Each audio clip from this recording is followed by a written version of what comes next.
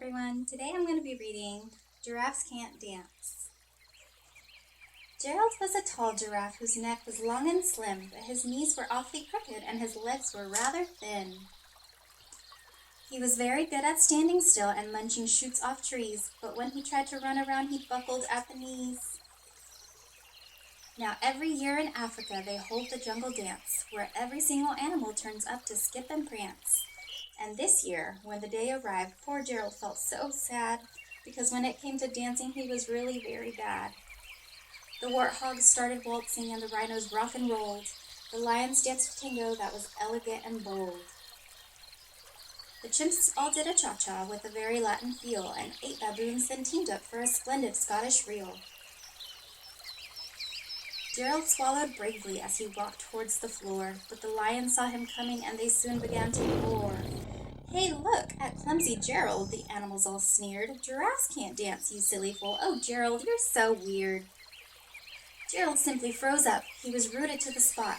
"They're right," he thought. "I'm useless. Oh, I feel like such a clot." So he crept off from the dance floor and he started walking home. He'd never felt so sad before, so sad and so alone. Then he found a little clearing, and he looked up at the sky. "The moon can be so beautiful," he whispered with a sigh. "Excuse me," coughed the cricket, who'd seen Gerald earlier on, "but sometimes when you're different, you just need a different song.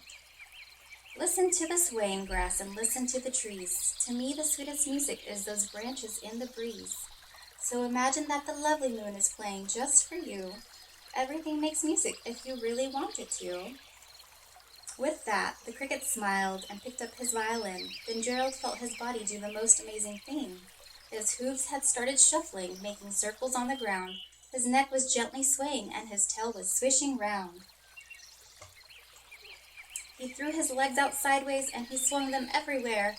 Then he did a backward somersault and he leapt up in the air. Gerald felt so wonderful, his mouth was open wide. "I am dancing, yes, I'm dancing, I am dancing," Gerald cried. Then one by one, each animal who'd been there at the dance arrived where Gerald boogied on and watched him quite entranced. They shouted, "It's a miracle! We must be in a dream! Gerald's the best dancer that we've ever seen!"